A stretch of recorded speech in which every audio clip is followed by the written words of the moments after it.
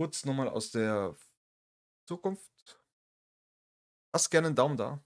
Lasst gerne ein Follow da. Was wir noch wichtig für uns ist, unsere Gilde sucht noch alle Member. Also unsere Main-Gilde sucht noch Member.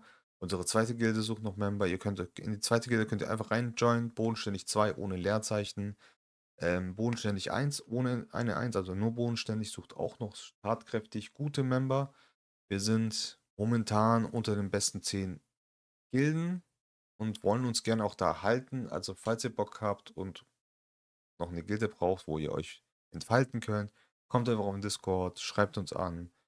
Ähm, Ist am besten, bevor ihr einfach Ninja-Invite macht, weil bei Ninja-Invite ist man halt nie sicher, wer ist das jetzt. Man will halt auch wissen, wer diese Person ist. Deswegen kommt einfach auf den Discord-Server oder schreibt hier in die Kommentare irgendwo, wo ich halt mitbekomme, dass ihr es seid.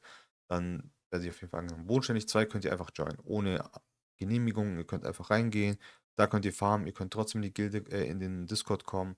Wir haben einen Gilden-Discord.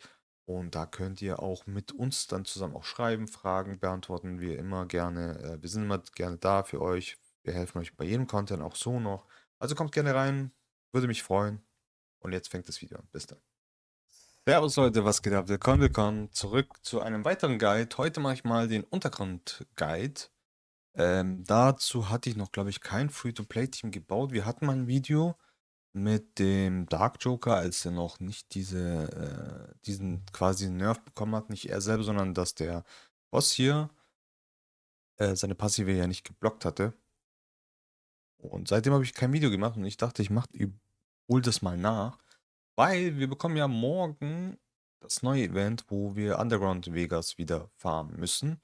Und es gibt bestimmt den einen oder anderen, der noch vielleicht kein Team hat und nicht weiß, was er benutzen kann. Das ist ein komplett Free-to-Play, Freestar plus Revolverheld, den man ja auch geschenkt bekommt durch Heavy Metal, aber den ihr bestimmt schon alle habt. Plus ihn auch, den bekommt man, glaube ich, auch in Heavy Metal Strategieinformation bei den Belohnungen oder so. Und den Lichtjoker bekommt man, glaube ich, irgendwo bei Anonymous oder so. Ich bin mir jetzt nicht sicher. Ihr müsst schauen, entweder in den Herausforderungen oder in den Dungeons selber auf Stufe 3. Wenn ihr die 3 geschafft habt, könnt ihr trainieren und bekommt dann das Element. Eins von den beiden auf jeden Fall. Genau. Ich wollte einfach mal euch kurz das Video machen, damit ihr auch mal vielleicht ein Team habt. Wenn ihr noch keins habt, um morgen zu farmen, wollte ich euch das auf jeden Fall mal zeigen. So. Das ist hier auf meinem zweiten Account. Bedeutet, hier habe ich gefühlt keine Tower gebaut. Ich habe, glaube ich, den Speed Tower auf Stufe 3 oder 4. Alle anderen Tower sind nicht gebaut. Das bedeutet also, dieses Team ist definitiv einfacher für jeden zu bauen. Und das Einzige, was hier wichtig ist, ist, dass ihr jemanden habt, quasi wie die Schweinsmeisterin. Die Schweinsmeisterin hat die besondere Fähigkeit, die kann die Aktionsleiste eines Verbündeten um 100% erhöhen. Bedeutet, ihr braucht einfach nur ein Element, das die Aktionsleiste eines Elements um 100% erhöht, einfach nur aus dem Grund, weil er bei der Intelligenz hier einstellt, wenn ein Verbündeter handlungsunfähig ist. Bedeutet, sobald er versteinert ist, wird die Schweinsmeisterin einfach ihm 100% Aktionsleiste geben, die Versteinerung löst sich auf und man hat direkt quasi die Fähigkeit umgangen. Und was halt an der Schwanzmeisterung auch noch ziemlich gut ist, ist die dritte Fähigkeit, weil sich hier auch Crit-Dämpfen gibt. Braucht ihr nicht. Ihr könnt auch die Lichtschweinsmeisterin nehmen. Auch super stark. Sie hat zwar nicht dieses Crit-Dämpfen, aber dadurch, dass wir unseren springenden Joker haben, der auch auf der zweiten Fähigkeit das Crit-Dämpfen hat, braucht ihr nicht unbedingt noch ein Crit-Dämpfen. Es ist einfach nur doppelt gemoppelt. Also den würde ich euch wärmstens empfehlen, weil er einfach viel, viel einfacher ist zu bauen, weil ihr braucht keine Crit-Rate. Seine Passive sagt, er crittet immer, wenn Debuffs auf dem Gegner sind. Nee.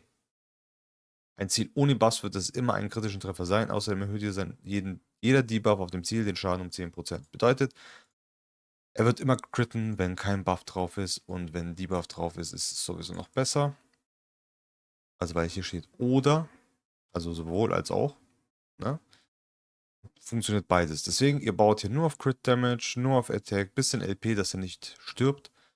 Wichtig halt auch Attack, weil ich hier natürlich 200% eures Angriffs heilt, was halt auch nochmal ein extrem guter Healer quasi ist. Ist zwar jetzt nicht ein krass guter Healer, aber es hilft auf jeden Fall. Als Supporter könnt ihr natürlich auch, anstatt den Riesen, der halt sowieso in jedem Team geführt ist, könnt ihr natürlich auch die Okkulttänzerin nehmen. Ist auch sehr stark, weil sie heilen kann. Die Negierung bringt hier natürlich halt nicht viel, weil es ist halt schädliche Effekte, also die passive oder diese Versteinung ist kein schädlicher Effekt. Das ist ein Unfähigkeitsstatus, der aber, glaube ich, ein bisschen anders funktioniert. Ansonsten Revolverheld könnt ihr austauschen. Da könnt ihr euch reinpacken, was ihr möchtet. Also am besten wäre natürlich der Dr. Evil im Baum. Oder ihr habt einen sehr guten Leseratte, der über 2500 Attack hat, 200 Crit Damage hat. Könnt ihr natürlich auch kombinieren mit der Kriegskrankenschwester in Wasser. Auch sehr, sehr stark. Oder ihr habt, so wie ich, sie. Dann ist es natürlich auch umso einfacher. Ihr könnt sie natürlich auch dafür benutzen, indem ihr, ne? Achso, sie hat schon das Boxclub-Team. Okay. Damit könnt ihr auch sie benutzen, wenn ihr sie haben solltet. Wahrscheinlich eher weniger, aber für den einen oder anderen, der sie hat, kann es auch sie benutzen für die Wellenclear. Geht natürlich deutlich schneller. Das Team wird dann deutlich viel, viel schneller sein, gleich unter 3 Minuten sogar. Ich gehe jetzt einfach mal rein. Ihr könnt einfach mal den Run sehen, damit ihr mal versteht, was da passiert. Hier ist einfach nur, wie gesagt, wichtig. Genau, die Scharfschützen habe ich noch nicht gezeigt. Die Scharfschützen könnt ihr auch auswechseln mit, der Dunkelscharfschützen könnt ihr zum Beispiel auswechseln, die euch ja nochmal den Markierungsbuff gibt, Debuff gibt, was ja auch nochmal extra Schaden ist. Braucht ihr aber nicht. Sie ist einfach quasi die Crit-Bufferin, was in dem Fall jetzt auch nicht unbedingt wichtig ist, weil Revolverheld wird ja meistens sowieso auf 100% Crit Rate gebaut. Er braucht keinen Crit Rate. Und sie, ja, sie braucht Crit Rate, um 100% zu haben, aber ist jetzt auch nicht zwingend notwendig. Wir benutzen sie meistens eher nur wegen ihrem dritten Skill, einfach nur um den Attack Bar zu reduzieren. Bei dem Boss, bei dem Hauptboss und so weiter. Hier dieses Volley, was halt ziemlich viel Schaden auch rostet, wenn die Aktionsleistung natürlich niedrig ist. Ihr könnt sie natürlich auch austauschen mit der Dodo-Reiterin im Feuer, mit der Puppenkünstlerin im Wasser könnt ihr natürlich auch reinpacken. Auch ziemlich stark, um die Wellen auch deutlich angenehmer zu clearen, weil ihr dann Defense Break habt. Ihr habt dann die Aktionsleistung runtergemacht und. Also ich habe sie leider auf dem Account nicht, kann sie leider nicht zeigen. Aber das mal dazu. So, dann werden wir jetzt hier kurz einmal rüber skippen. Oder? Nee, na, alles gut. Wir sind schon beim Boss. So. Genau, wichtig ist halt nur bei der Intelligenz einzustellen, dass ihr, wenn noch einer da ist, dass ihr nur den ersten Skill benutzt. So. Am besten wäre es natürlich, wenn genau, die Scharfschützen als erstes drankommt, damit ihr den Defense Break direkt drauf habt. Dann machen halt alle schon ein bisschen mehr Schaden. Ist zwar jetzt nicht viel, aber es ist Schaden. So. Das Gute an dem Lichtjoker ist, er ignoriert mit der ersten Fähigkeit auch die Verteidigung. Bedeutet, ihr macht halt schon deutlich mehr Schaden, wie ihr sehen könnt. So, er wurde eingefroren oder versteinert. Er kriegt jetzt Schaden, aber durch das Crit-Dämpfen kriegt er nicht so viel extrem Schaden und wird dann direkt auch wieder mit der Schweißmeisterin rausgeholt. Jetzt kommt die Heilung, wir haben wieder Crit-Dämpfen drauf, da kommt nochmal eine Heilung, da kommt wieder eine Heilung, was jetzt nicht unnötig war, aber gut. Und jetzt schauen wir mal. Jetzt kommt der Volley. Die Aktionsleiste wird wieder zurückgesetzt. Also der Boss kriegt weniger Attacks, was ziemlich fein ist. So, jetzt auch wieder versteinert. Schweinsmeisterin löst sie wieder raus. Alles fein. Wie gesagt, ihr könnt auch die Licht-Schweinsmeisterin nehmen, die halt euch natürlich die Möglichkeit gibt, einen immer wieder zu wiederbeleben. Also falls mal jemand stirbt von den DDs, kann Licht-Schweinsmeisterin auch wieder beleben, was ziemlich gut ist. Aber in dem Fall so, jetzt wurde sie versteinert, ist fast gestorben. Das war jetzt ganz knapp. Hatte kein Crit-Dämpfen mehr drauf. Sehr äh, unglücklich gewesen. Aber sie hat überlebt. Wir haben ihr auf jeden Fall ein bisschen HP gegeben, dass sie zumindest einen normalen Angriff auch so überleben würde als Steinmonster. Und wie ihr sehen könnt, also das Team läuft eigentlich super gut. Ich hatte jetzt noch kein Problem damit gehabt. So, Volley, zack, eingestingert. So. Jetzt das Crit-Dämpfen jetzt auch wieder nicht gehabt, hat es aber trotzdem überlebt, weil sie halt genug HP hat. Ich kann euch gleich mal die Bauteile zeigen.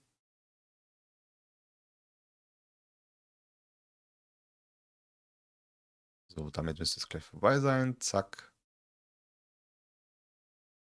Ihr könnt natürlich auch den Dunkel-Joker nehmen, aber würde ich jetzt eher weniger empfehlen wegen der passiven. Ist halt, ja, wird halt nicht mehr ausgelöst, wenn er eingestellt. So, 3 Minuten 41. Sehr solide, würde ich sagen. Man kann das Team natürlich auch voll auf Glück bauen. Es ist dann zwar trotzdem langsam, aber es funktioniert trotzdem sehr gut. Oh, nee, braucht man nicht. Ähm, genau, die Bauteile von ihr, sie hat halt plus 8600 LP. Ich habe sie hier auf LP gebaut, hier auf Angriff, Crit-Schaden. Natürlich in den Subsets gut gucken, dass ihr Genauigkeit habt. Knapp 60%. Also eigentlich bräuchte sie 70%, damit sie sich dann mit dem Crit erhöhen auf 100% kommt. Könnt ihr natürlich drauf anpeilen. Ich habe es leider nicht geschafft, einfach weil ich mehr auf HP geguckt habe. Aber ich könnte vielleicht hier gucken, dass ich, ja, da habe ich ja 22% Genauigkeit. Also es ist nicht zwingend notwendig, dass sie Angriffe haben soll. Ihr könnt natürlich auch hier hingehen und LP hier reinpacken und hier Genauigkeit reinpacken. Sie muss keinen Schaden machen. Sie soll einfach nur stehen und CC. So, ich kann euch auch mal gerne mein Team zeigen. Mal gucken. Die ist aber jetzt nur deutlich zu langsam. Ich habe die falschen Bauteile, sehe ich gerade.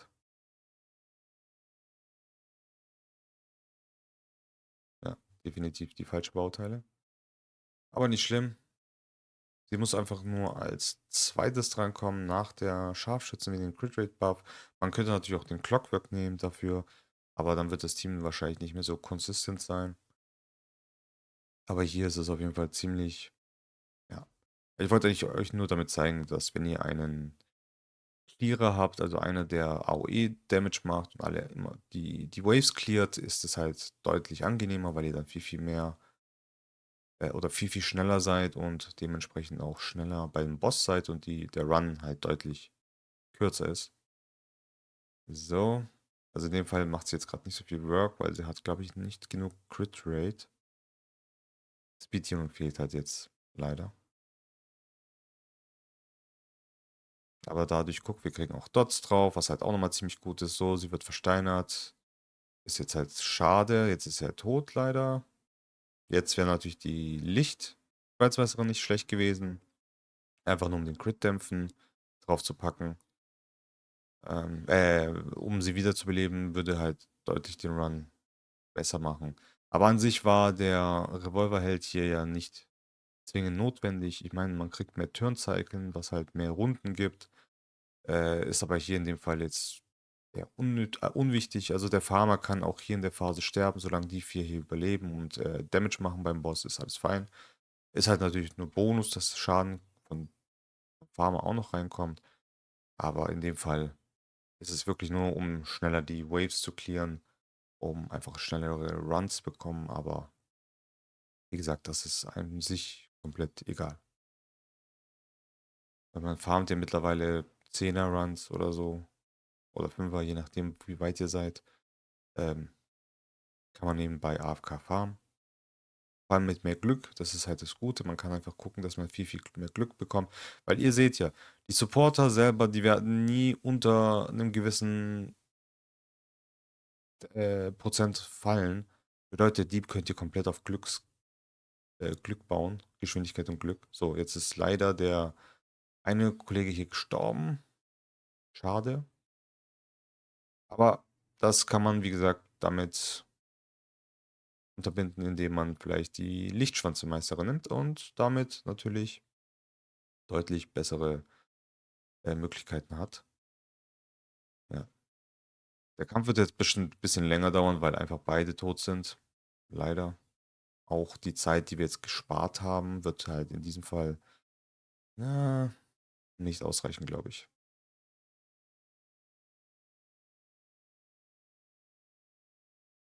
3 Minuten 11. Obwohl, okay, wir haben auf jeden Fall Zeit gespart. Ähm, das wollte ich euch nur damit zeigen. Also wenn ihr einen Clearer habt, wie Leseratte, Dr. Evil, aber Leseratte ist halt schwer zu bauen, das wird in den meisten Fällen bei der einen oder anderen vielleicht nicht funktionieren. Aber für die Leute, die vielleicht den Dr. Evil haben, der in Baum sehr gut ist. Feuer habe ich auch schon mal probiert, hat nicht so gut funktioniert auf meinem Main. Ist einfach viel zu, ja, man braucht halt diesen Death Ignore Damage halt.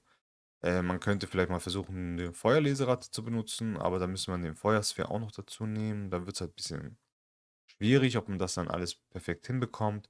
Wie gesagt, man kann auch mit der Leseratte die Wassernurse mitnehmen, was halt auch nochmal 100% mehr Crit Damage macht.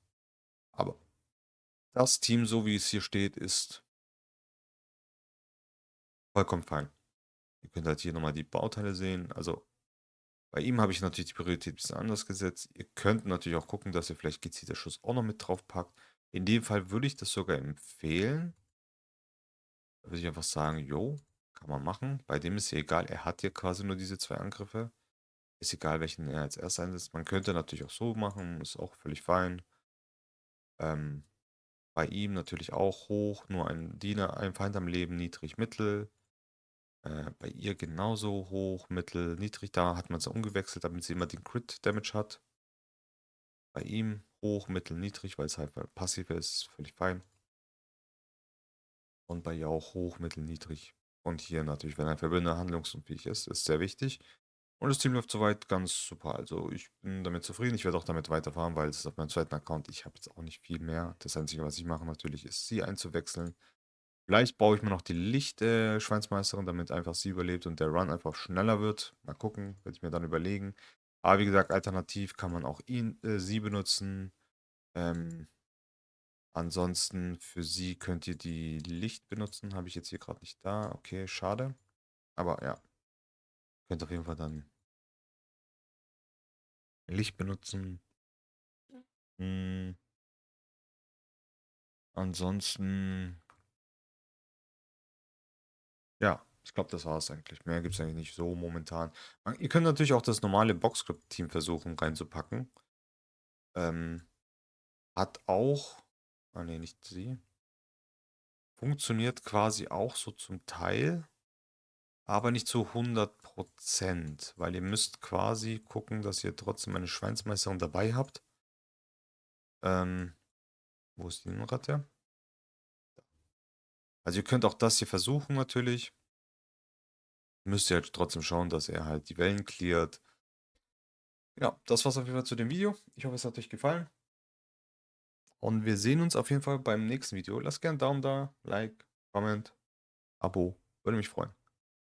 Also Abo mit B, nicht mit P, so wie mein Name. Also Abo, einfach Abo. Abo, Abo. Merkt's euch. Bis dann. Tschüss.